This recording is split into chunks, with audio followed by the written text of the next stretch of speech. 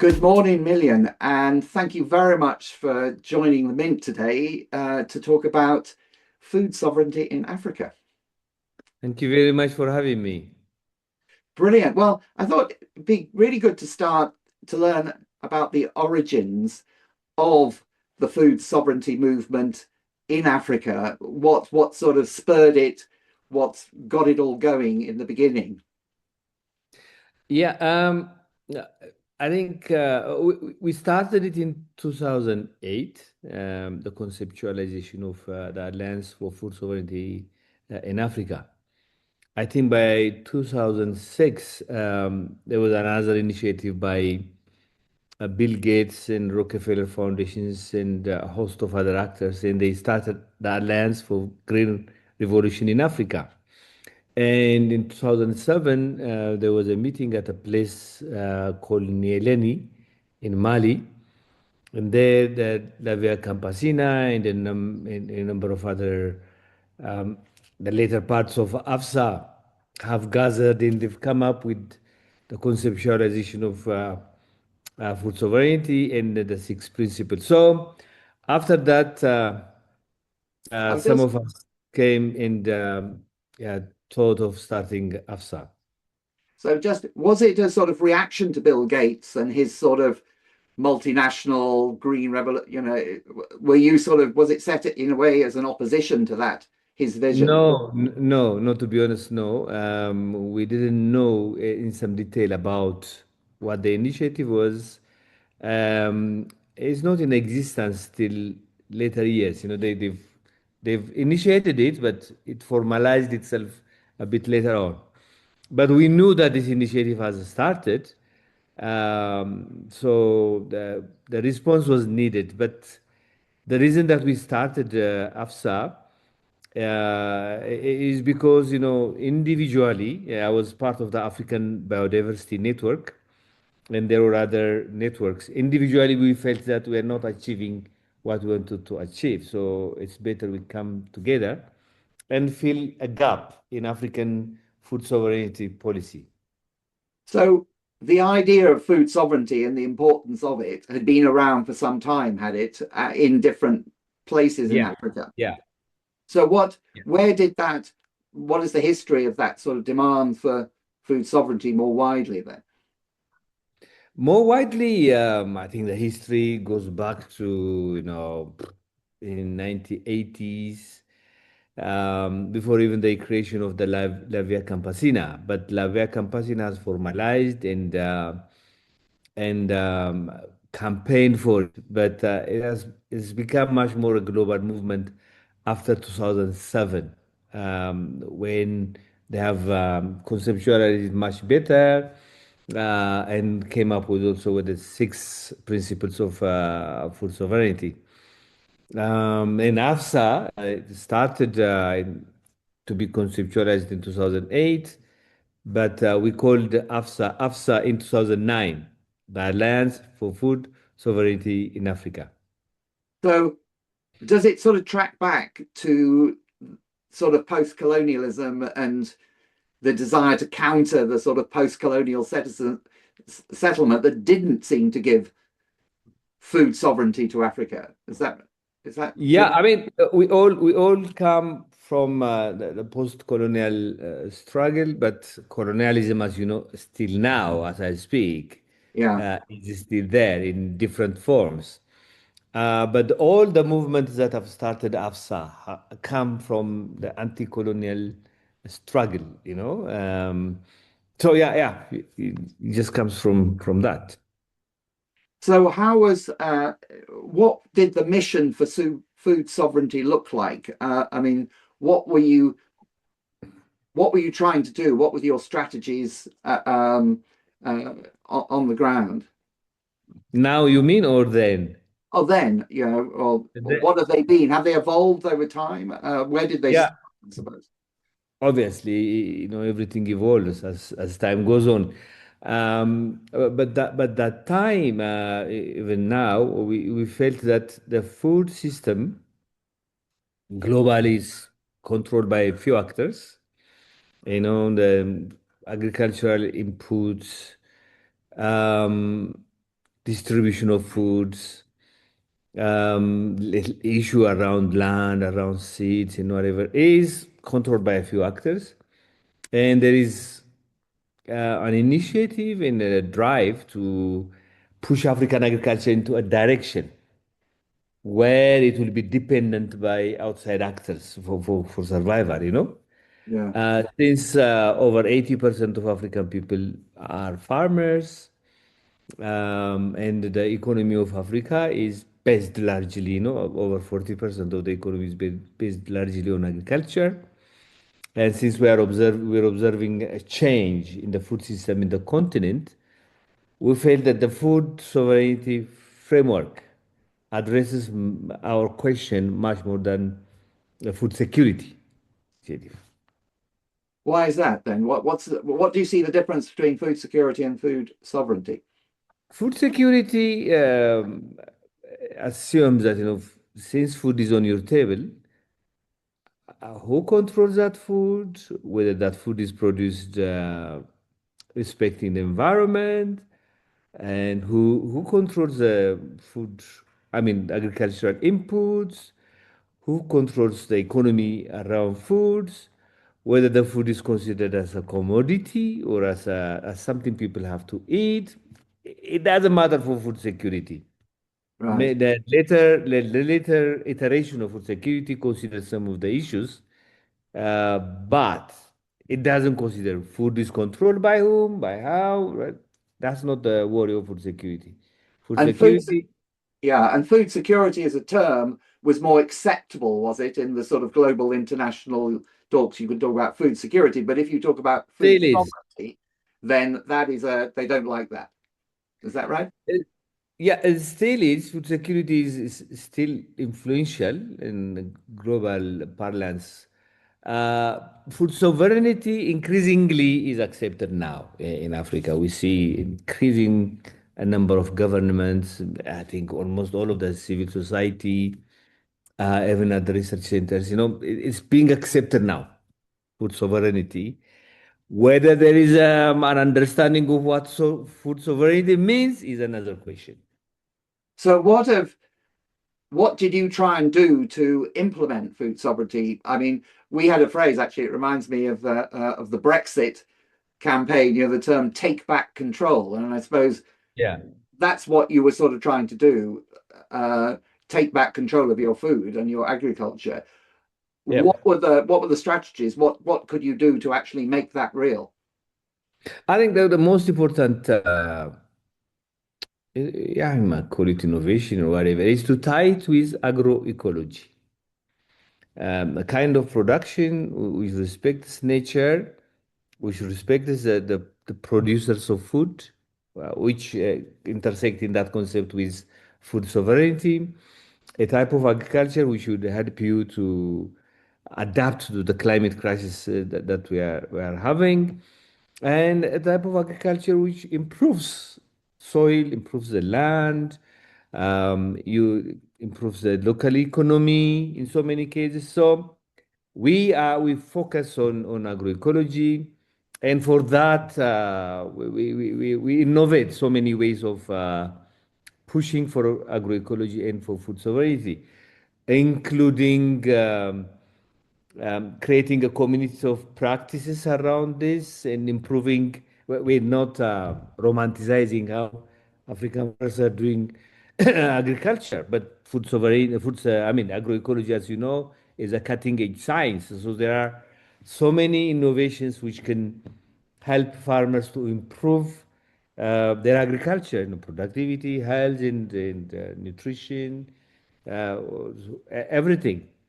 So the conceptualization and pushing agroecology, agroecological entrepreneurship, territorial markets, you know, pushing for that, cross-border trades, you know, a number of initiatives grew up out of the movement for agroecology, and that helped also food sovereignty. And also international crisis has helped also to push the food sovereignty agenda. And what are the barriers to this? Because in a way, you might say, well, it's common sense, isn't it? We want resilient Yeah. agriculture. We want to lower inputs, you know, et cetera, et cetera. what are the big challenges you face in promoting this agenda? It all starts with a narrative, you know? So, in the interest of those who are pushing the narrative for pushing the Green Revolution agenda, the Green Revolution agenda will allow them to sell their agrochemicals, their high-yielding varieties, their GMOs, reorient the whole agriculture into market-based agriculture, food as a commodity. So that narrative is a very, very powerful narrative. African seeds are tired. They are not producing enough food. So we have to bring in new seeds. Um, for Africa to feed itself, it has to reorient its agriculture into business. African land is in the hands of the Africans, is not producing, so we have to bring other actors to farm African land. Land is abundant, all those narratives which are actually ingrained also into our politicians, our uh, scientists, in our government. That is a big, big, big, big challenge. And also, there is little money which goes for agroecology as compared to conventional or industrial agriculture. Very little money for research and little money for expanding agroecological practices. I was just going back to what I suppose you call narrative. It could also be called propaganda, couldn't it? But it's interesting, yeah, the way these sorts of narratives are embedded in people's minds, aren't they? That is a Yeah, definition of progress and development and the future, that, and yeah, everything else is backward, etc., etc. Is that part of yeah, the problem that people almost sort of self-censor or buy into this, from a feeling of maybe inferior, enforced inferiority, if you like. Well, they know better. yeah, Bill Gates knows. yeah, yeah. It's very much embedded into what they call this modernization theory,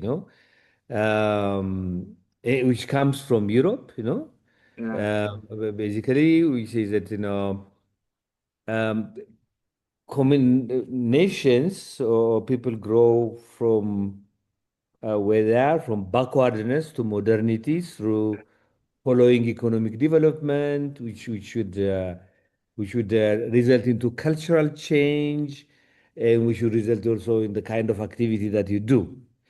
So embedded in that is this productivist agenda. You have to produce more to feed yourself and to sell, and also to reorganize yourself around agricultural activity. So if you are still following a kind of agriculture that you are doing, you're backward.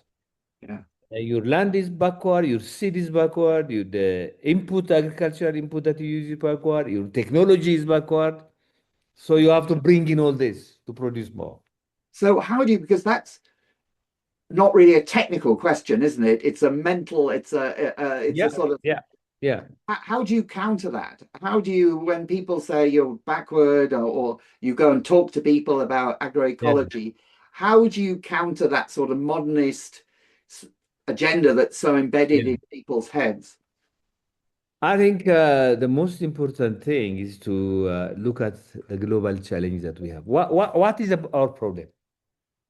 We need to understand that. And also, I think this theory is refuted in so many ways. Everybody shouldn't grow like the Europeans are growing. There are different paths to improve your life than only linear paths. But I was just thinking that I can see that as an intellectual, because Exercise. that's the response. But I just wonder, because this seems very, I don't know about emotional, or that it's this the sort of belief in modernism is not a intellectual belief, is it? It's Yeah. an Yeah. emotional belief. It's No, yeah. people wanting to say, yeah, I'm modern. Mhm. I believe, I'm sort of part of the crowd, the right crowd, if you like, and you're Yeah. coming along and saying, well, your crowd's wrong, Yeah. basically, which is very, people don't want to hear that, do they? Yeah. No, I totally agree with you. I think you're talking about emotional, for example. I think one thing that we are trying to touch the emotions of Africans is through a campaign, for example, called My Food is African. So we had our research and into African foods, into how valuable African foods are. And I think people are happy to eat their own food in so many instances. We have a challenge with the new generation, which are bombarded through so many medias about the importance of these highly processed foods. I think that's a global challenge. It's not only an African challenge, as you know. But I think what's very, very much important is to demonstrate that agroecology works and agroecology is advancement Mm, itself. It's an advancement in so many ways. You can control your own food, improve productivity, yeah, people get income, people get healthy, they can get their culturally appropriate food, and embedded in it is justice. A yeah. question of justice is very, very, very critical. And do you think that that message of justice and fairness is one that resonates as well as the sort of African identity and African food, African identity and justice? They all sort of fit together, do they? Do you think that? They do, but they're competing narratives now. We are trying to counter the narratives that I explained to you with this narrative. So there are competing narratives, and it's a struggle, as you can see, because the other narrative has big and glamorous and powerful supporters, Yeah. like the Bill and Melinda Gates Foundation, like the American government, the European governments, because they have interest in that narrative, not in this one. You see, so it's very difficult, but we're doing it. Do you have high profile African personalities on your side? I mean, was Fela Kuti, obviously he's dead now, but someone like him, is there a Fela Kuti equivalent in food sovereignty? We are bringing African chefs now. We brought them together and they produced a statement, a very, very powerful statement, which actually says that African food is good and you can innovate around African food. You can combine the food from different African countries and even create a new one for the new generation. It's forgotten for a very long time. It's hammered with these powerful narratives and the vision that they see. The most of the politicians and government and African news, whatever, see is a West. And they don't understand the history of the West, how the food system in some countries like the UA has internally a lot of challenges and a lot of problems. They don't understand that. So And our also, yeah, yeah. I was just thinking, this presumably your chef statement that is aimed at is that the sort of African middle classes, city based middle classes that Everyone, everyone, everyone, yeah, everyone who is prepared to listen. yeah. Now, what we are trying to do is organize chefs all over Africa in their own country and cook in a way that attracts the bigger population.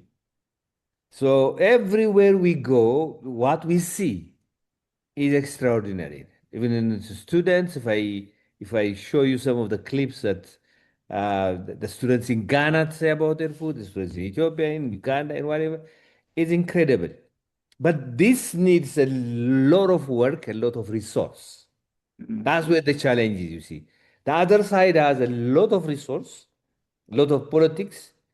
Bill Gates can come today and can speak. I'm in Uganda now, can easily get an appointment with the president of the country, can go to my country and speak easily with my ministers. The doors are open to them and not to us. That's And what about the rural urban split? Because presumably in Africa, there's a sort of tendency towards urban living to some extent, and rural living is seen as maybe the past. Is that right? So how do you?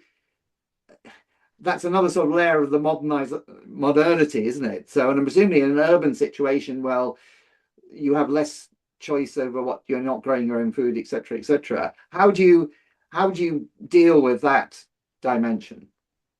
It's a challenge. It's a huge, huge, huge challenge. Urbanization is very much important, as you know, but it has to be a planned urbanization. Otherwise, you'll have slums all over the cities in urban areas.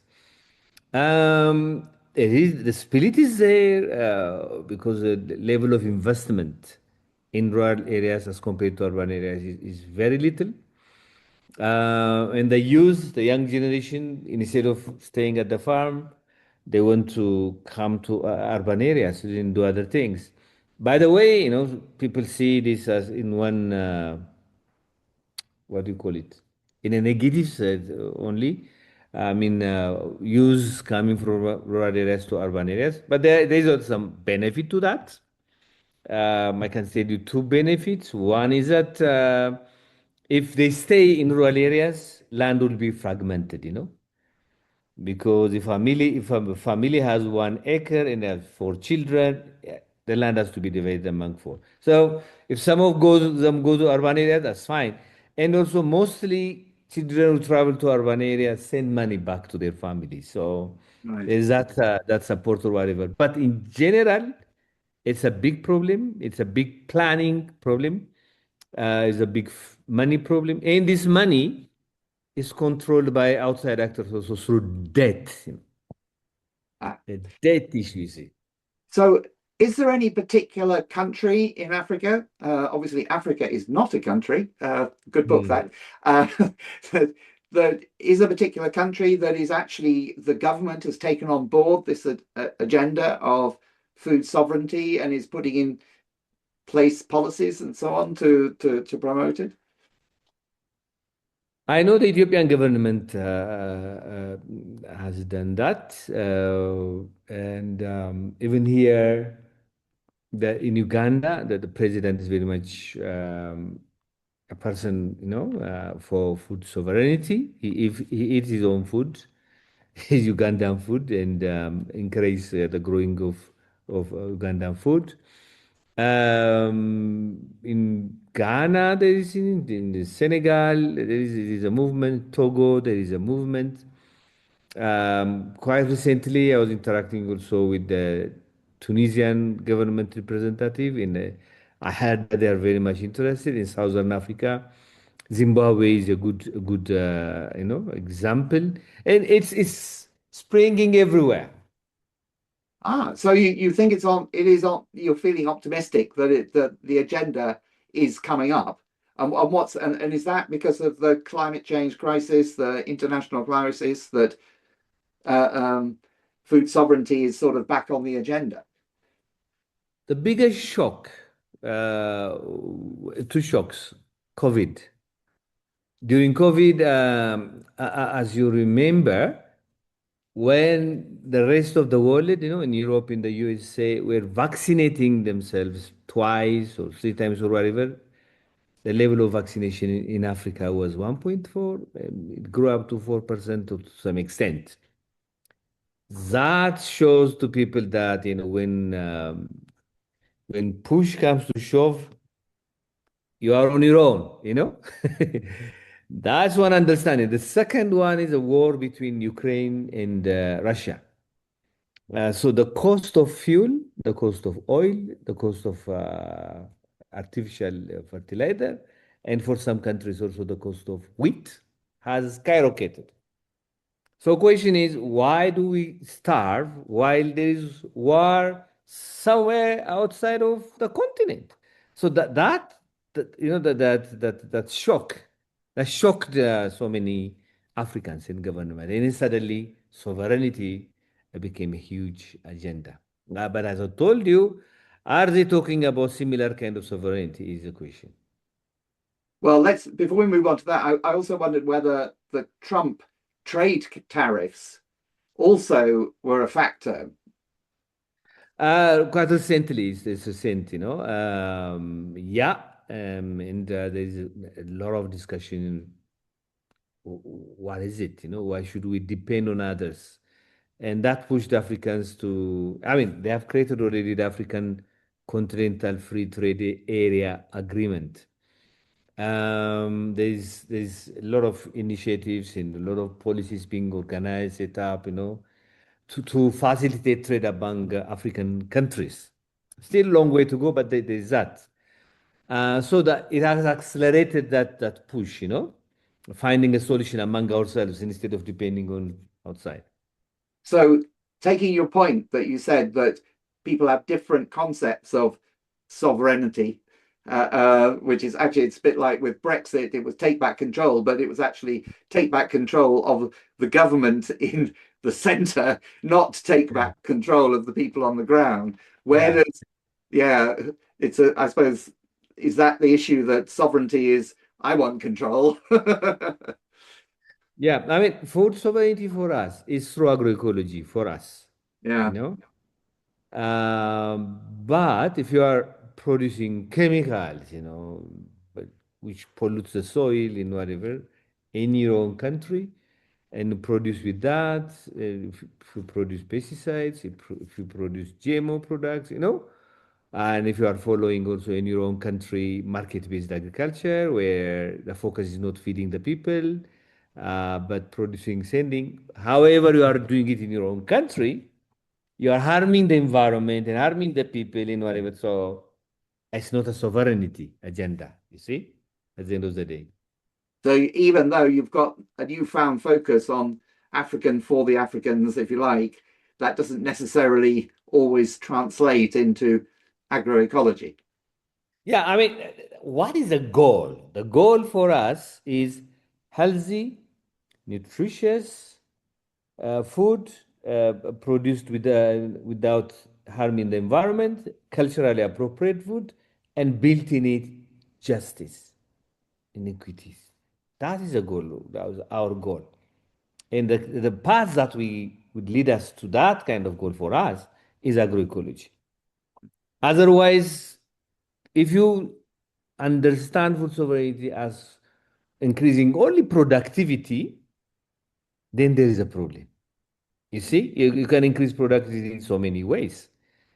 But you're building into the system what they call it a true cost accounting. True cost accounting. Oh yeah. What about the destruction of the soil, health impacts, the loss of resilience, justice? It's so many issues. You can mess up your environment, but increase your food, the amount of food that you produce. You see? I've read that there is in many African countries a sort of conflict between an increasing population of very young against the sort of old guard. Is that a dynamic that, I mean, gels with justice or a fight for justice and agroecology? Is that a trend that you can build on? I mean, it's everywhere. The issue of aging, the issue of the young generation. Africa is young, very young. That has its own opportunities. If not handled very, very well, it's very dangerous, If they don't get job, if they don't see the country or the continent helping their aspiration and whatever, they will burn it down. That is a challenge, but we have a young, useful generation. It's a huge opportunity for so many things because if we focus on ourselves, we can change so many things. But outside control, I mean, I mentioned debt to you. The Yeah. amount of debt that we pay to private bankers, private lenders and banks and IMF, World Bank, and all that into countries is huge. Yeah. Where do you get the money to invest on agroecology, on health, on creating jobs for you people? Yeah. It's And you free. have to pay the debt in dollars, don't you? So That's it it. pushes trade. You have to sell your stuff to get the dollars to. Yes, and the amount of the dollars that you pay is also increasing. So Yeah, it's a very big problematic. challenge, but I'm glad it's good to hear it's sort of on the agenda, and it's good to hear that your network is still fighting for it. And I just wish you all the strength and power to for your mission. And it has been a real pleasure talking to you. Thank you very much. Thank you. Thank you.